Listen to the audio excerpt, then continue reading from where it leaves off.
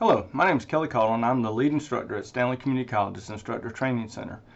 This is going to be a lecture on one of the many modules in the different courses inside of Cisco Networking Academy. I'm going to cover many different items in these particular lectures, starting with CCNA, going possibly all the way through DevNet. But to begin with, one of the things I want you to know is I go with a good enough philosophy, and that is no lecture is perfect.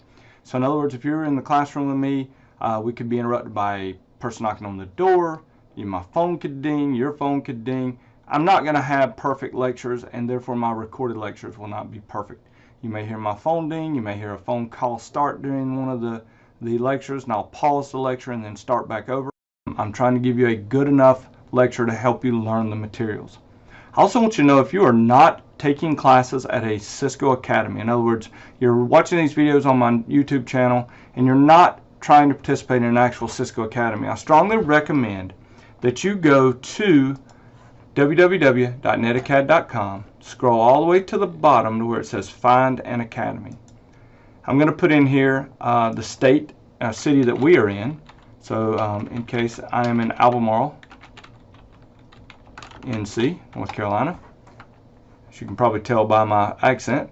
But you'll see here Stanley Community College, and if you click here, you would get the information on what courses we offer and how to get in contact with us and how to actually see our offerings. So if you are in an area and you would like to find your local school or Cisco Networking Academy, then go to netacad.com, scroll to the bottom, and do Find an Academy. I strongly recommend that you get involved in the Cisco Networking Academy because it is a wonderful, wonderful program. Last but not least, enjoy, learn, and grow. So enjoy these lectures, learn from them, grow. If you want to grow in the IT field, that's excellent. Or if you just want to learn new things, that's even better too. We hope these lectures will be useful for you and that you will be able to use them to increase your knowledge in the IT field. Hello and welcome to a short lecture on Module 3 of Introduction to Networks, version 7.02. This particular module deals with protocols and protocol models. Back in Module 1, I discussed with you the following 3 things needed for a network. First, something to share. So files, printers, access, could be just access to the network itself as being something the network is trying to provide. A media or a medium, so unshielded twisted pair cabling, shielded twisted pair coax, RF waves, microwaves. And then protocols, a set of communication rules. This module, we're going to go over one of the most well-known protocol suites, which is TCP/IP. And we'll look at IPv6 and IPv4, even though they are technically the same suite with just a little bit of modifications. But we're going to talk about protocols and how they're used by devices to communicate across a network. So we're going to look at, in this particular module, what the rules are and why we need them, how to make a successful network communication happen, the process of protocol suites and why they're important, some of the different standards organizations that come up with these particular protocol models, and then we'll look at 2 reference models, the TCP/IP reference model and the OSI, or Open System Interconnection models, and how they relate to one another. And then finally, we'll look at how you can encapsulate data and then how data can be accessed on the local network using various access methods, which will then take us into our later discussion of things such as the physical layer of the OSI model and on down to the data link layer and so on and so forth. So let's talk first about rules. Anytime we communicate from, even just from me to you right here, there's a message source, me, the sender, and the receiver, which is you. And then there's the channel or the media or the medium, which in this case would just be this particular video that you're watching, which is being converted, by the way, to bits, to ones and zeros, being encoded and then being sent to you and then being decoded on your end when you download it or actually stream it from YouTube. In those communication protocols, we have, as an analogy, we can see here, this person is trying to describe an idea to another person. So just like me trying to describe to you what these rules are, we have a message. So we have a message, we have a signal, the transmitter, the medium, the receiver, and the destination. So when this particular person tries to describe an idea to the other person, we have to in some way discuss that. So if I was trying to describe a pretty sunset or a beautiful bird or whatever, I need a way to do this. Well, we have language, and all language is, by the way, is a set of rules. We decide upon those rules for a language, and then we can use them. The same exact thing is happening with a PC or with two hosts. You have a file you want to send. You have to some way convert that file into using a set of rules that both devices understand so that it can be encoded in a particular way, sent across the transmission medium, received, and then decoded on the receiving end. So rule establishment. So if we look at this, and you look at this paragraph right here, it's hard for us to read it because of the lack of punctuation and the fact that it is not following rules. In fact, it mixes two different languages.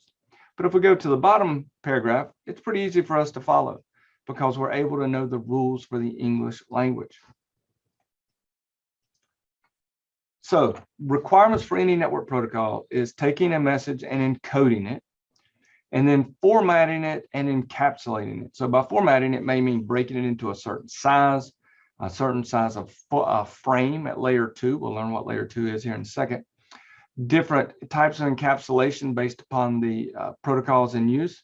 The message size. So I have to agree that this message will not be any bigger. For instance, in Ethernet, the size is 1500 bytes.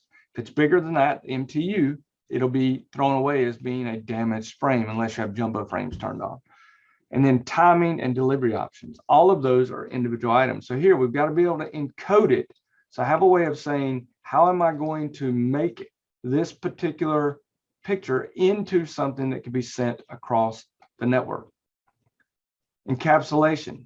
Now, here's a great example of common encapsulation that we use for a letter. Now, I know none of us send real letters anymore, but you have on this particular envelope, this would be like a PDU or protocol data unit. And inside of that is data. And then outside of it, we put the sender's address and the recipient's address. This, again, on a network, is what we're doing when we start using, in this particular case, this is an IPv6 header, but we're putting in the information about how to get from a source to a destination, not how to get there, but who sent it and who's receiving it. We have talked about this already in that an IP address is just like a phone number or an address. And so source and IP address has to be sent in that message formatting and encapsulation. Message size, again, going on the MTU, it's called maximum transmission unit. If we try to send something that's too big, it could be blocked or seen as a damaged frame by the receiving device. Plus, it may just be blocked completely by the switch in the middle here that won't allow it to go through. And then we've got other things like flow control, response timeout, access methods, and we're going to talk a lot more about these. But how do we handle flow control? If two people are trying to talk at the same time, one of them eventually has to pause. Likewise, as two computers are trying to talk at the same time, one of them has to pause. Response timeout. A great analogy here is, how long do you wait when someone is dropped out on the phone call on a wireless call before you hang up on them? That's the response timeout for a PC. Same thing. I haven't received anything or heard from my neighbor. When do I say that we need to tear down the connection and start over? And we'll talk about access methods much more as we go forward, but there are basically two types of access methods. One is contention-based and one is contentionless or deterministic. And most of our networks today use contention-based systems, such as Ethernet. And we'll talk more about that as we move forward, but it's how we determine whether or not the medium or media is available for us to put frames onto. Now, there are many different types of communications. One is unicast. That's from one to one. Just like unicycle has one particular wheel on it, unicast is one to one. Multicast is one to some. And in the networking world, we join that by having a special MAC address that's part of the unicast group and IP address. And then broadcast is one to all. So as we go back in here, we can look at it from a network standpoint.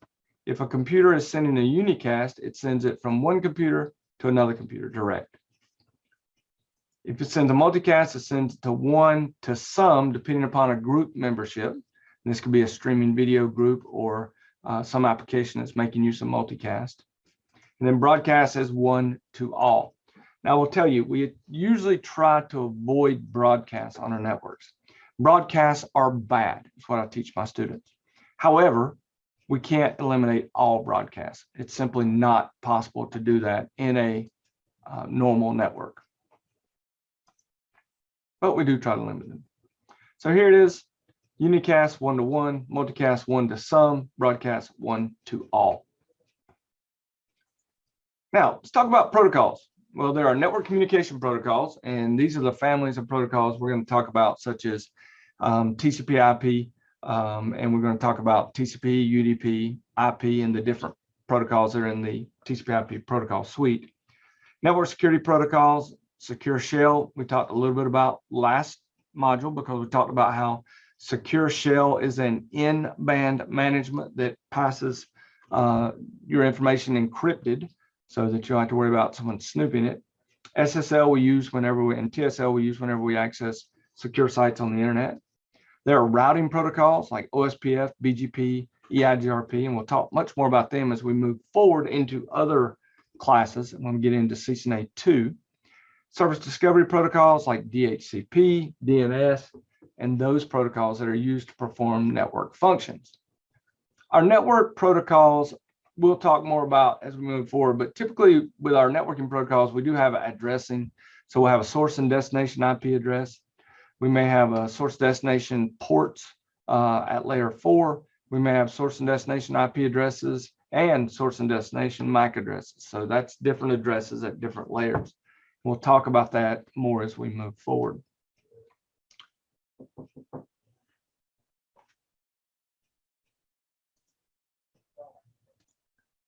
What you're going to learn is that protocols work together in what are called protocol suites or protocol stacks.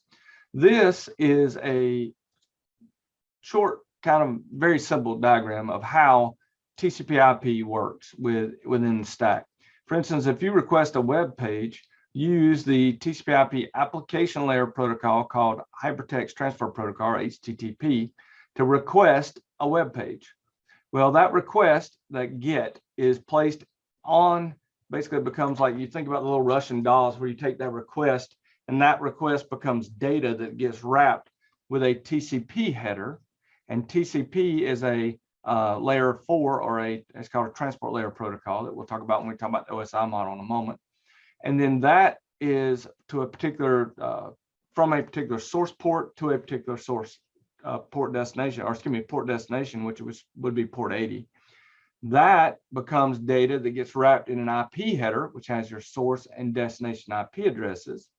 And then finally, it'll be wrapped in, if it's over an Ethernet or basic Ethernet network, it'll be wrapped in an Ethernet frame, which will have source and destination MAC addresses, and then framing information, such as a CRC on the end to do frame check sequencing. So that is how they can work together. As protocol suites have been developed over the years, we've had several. You know, TCP/IP has been around a long time. In fact, it's been around since the 70s, late 60s, early 70s. There was one called ISO, there's one called AppleTalk, and way back in the day, there was even one called IPX, SPX used on Novell networks.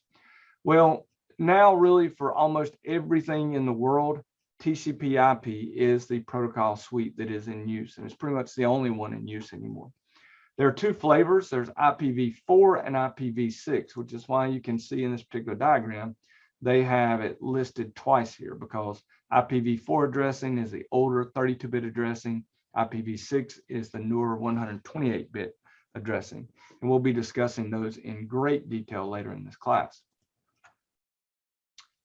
So here we have an example again of that very same communication taking place. So these protocols work together to ensure that the host that is requesting information from the web server can get back the information that it needs. So it takes and encapsulates that request through these protocols in the protocol suite. Once the web server receives it, it will de-encapsulate it, look at the request, and then respond if it's an appropriate request. Here's just some, well, it's most of the protocols in the TCP/IP protocol suite. You'll notice there are 4 layers, by the way, in the TCP/IP protocol suite. There's the application layer, and in that you have things such as DNS, FTP, Simple Mail Transfer Protocol, HTTP, all of those are there. The REST API. At the transport layer, you've got two protocols. You've got TCP, Transmission Control Protocol, which is a connection-oriented protocol at layer 4 or at the transport layer. Or connectionless would be UDP. I call it TCP's unreliable little brother. And the thing is, not everything needs connection-oriented delivery. For instance, if you're streaming video, you don't need connection-oriented delivery. It's okay if you drop a frame here or there, and you just need speed, and that's what UDP is used for. At the internet layer, we have things such as IPv4 and IPv6, NAT, whether that's really a protocol or not. Yeah, okay, we'll go with it. Messaging, ICMP v4, v6, and then this is ICMP v6 neighbor discovery, which is used a great deal for things like duplicate address detection, finding your local router on an IPv6, and so on. And then our routing protocols here, OSPF, EIGRP, and BGP. Now, one thing I will show you is the inventors of TCP/IP were brilliant. They did not specify any protocols at the network access layer. You're going to learn that these two layers down here, the network access layer, map to the two OSI model layers of the physical layer and the data link layer. By not specifying any network access layer protocols, IPv4 has been able to run on everything. It can run on wired 10 megabit per second. It can run on wired 100 megabit. It can run on wireless gigabit. It can run on microwave. Any layer 1 or layer 2 technology can be used to move TCP/IP traffic. And that's why that was a brilliant move. And it's also why it became the protocol of the internet. And it is now the main protocol for everything that we do on the internet and in most of our networks. Not going to read all of these. I would know some of what these are so that you can kind of understand what each of them does and what their purpose is. Here's a great example of a web server taking that request for the web page, encapsulating it. So that is data. So that is data that gets placed in here. So this is the application layer HTTP data. It gets placed in here as data, and a TCP header gets added to that data. Then all of that becomes data that has an IP header added to it. And then after that, we get our network access layer information added. In this case, it's Ethernet. It would then be sent, however, we're sending it as ones and zeros across the media. And this could be copper, so it could be electrical signals. It could be fiber optic cables, so it's light pulses. Any of those would work. And then on the receiving side, this client, we're going to learn more about how it does this, but with Ethernet, it looks to see if the MAC address, the destination MAC address, is its MAC address. If it is, it pulls off the header, runs a CRC, which is a cyclical redundancy check to make sure it hasn't been damaged in transit. It then looks at the destination IP address and says, is this my IP address? So is this really sent to me? If the answer is yes, it pulls that off, looks for a pointer to the transport layer protocol. It then will know from that what application to pass it up to. And in this particular request will be passed up to the web browser on the client, and the client will then display cisco.com. So that process of encapsulation and de-encapsulation is being handled by the TCP/IP protocol stack. And it happens for every single thing you do on the internet. So think about that. Every time you open a web page, think about all the processes that are taking place.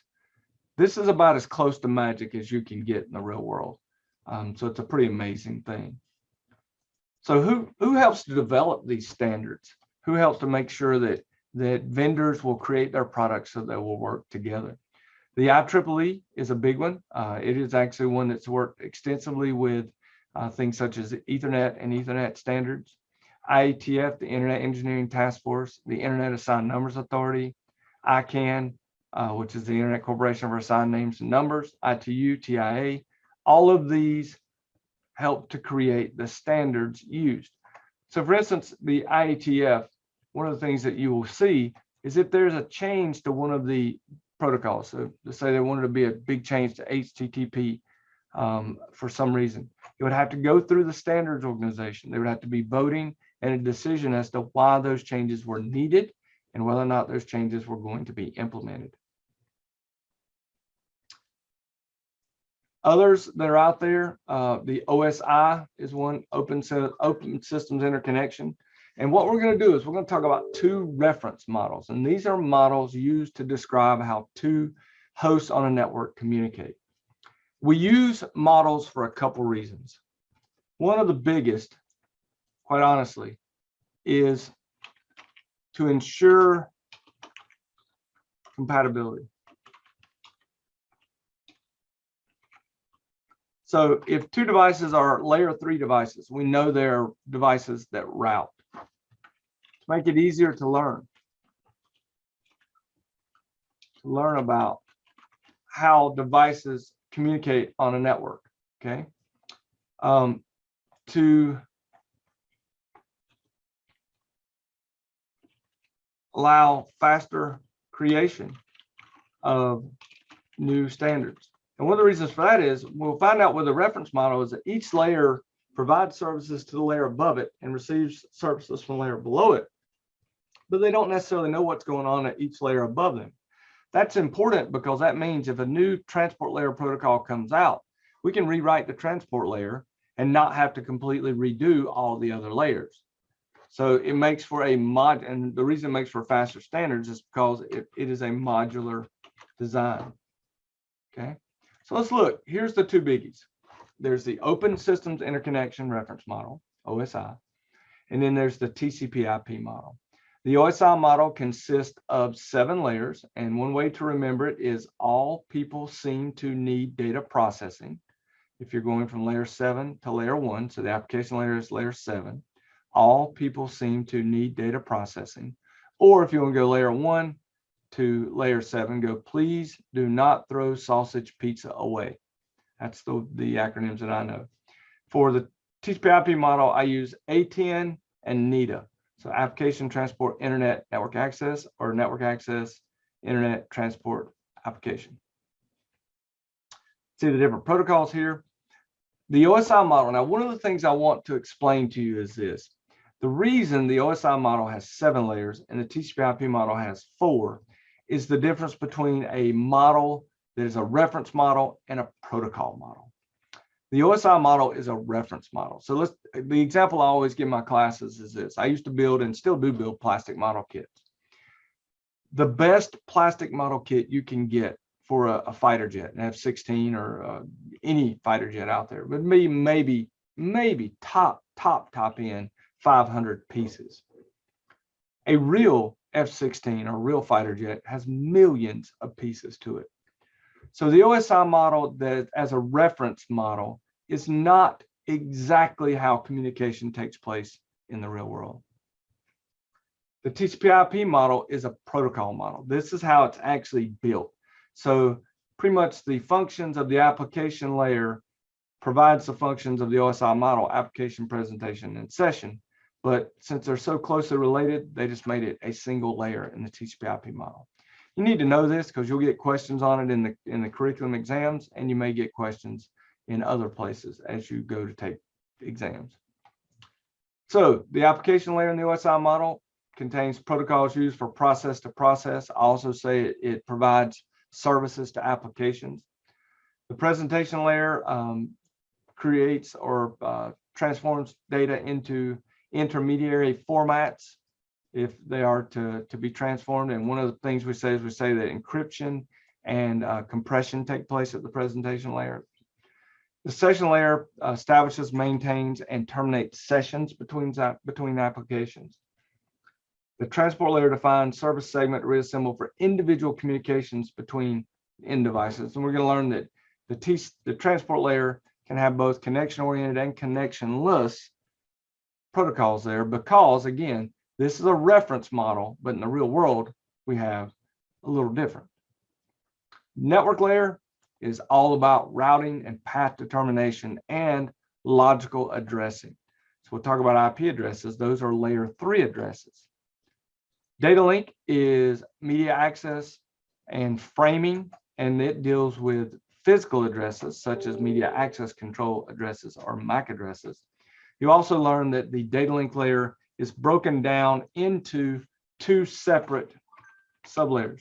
So the data link layer is broken down into the logical link control, also known as LLC, and the media access control MAC. And you'll learn as we move forward, the data link layer sits, you notice here, right below the network layer. So pretty much this right here between the media access control layer and LLC is the boundary between physical components and pure software components. And that's what the LLC provides. It provides a logical link control between the NIC on a device, network interface card, and the layer 3 addressing that is taking place. And the last but not least is the physical layer, layer 1. I call this the bit pusher, the blue collar worker of the networking world. So ones and zeros. For TCP/IP, basically the application layer does the same functions as the application presentation and session layers in the OSI model. Transport layer is a one-to-one map with the transport layer of the OSI model. The internet layer of TCP/IP maps to the network layer of the OSI model. And then the network access layer maps to the physical and the data link layer. So again, memorize this chart right here. Very important. All right, and they show it to you again. By the way, one of the things I will teach you, and that you should know by now, is this. Each time you see something once in the curriculum, it's important. See it twice, it's very important. See it 3 times, it's on the certification exam. Just about a given. All right, so be aware of that. That's something we've learned in the curriculum. We've learned about, again, I'm not giving any secrets away because I don't know if it's on the certification exam or not, but I do know if you see it 3 times, it's super important. And if you see it 3 times and it shows up on the map for the certification exam, you better know it. So you've been warned. So let's look at data encapsulation. We've already talked a little bit about it, but we have to take and segment large communications into smaller pieces. So that's called segmentation. It allows us to increase the speed, and also multiplexing allows us to put data from multiple different communications on the same line. Well, to be able to do that, we've got to be able to keep up with who is sending what. So in other words, we've got to be able to say, how do we mark the information coming from the top computer versus the information coming from the bottom? We will do that with our IP addresses and with our framing or our media access control addressing.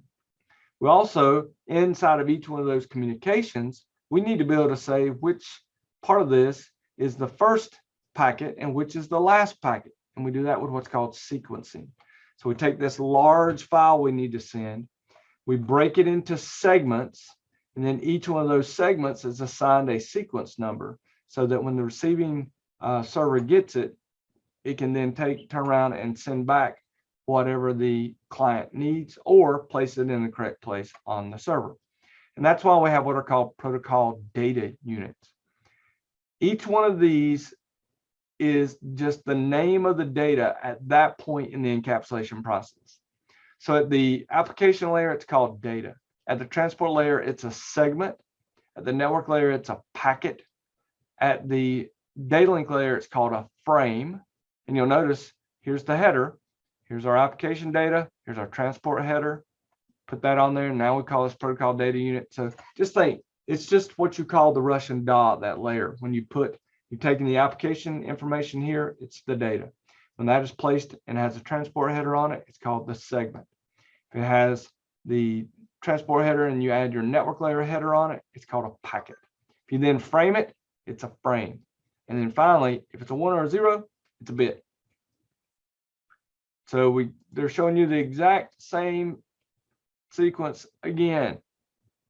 Again, you've now seen it 3 times.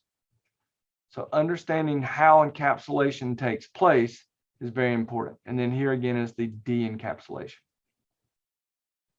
Okay, so you need to know encapsulation and de-encapsulation.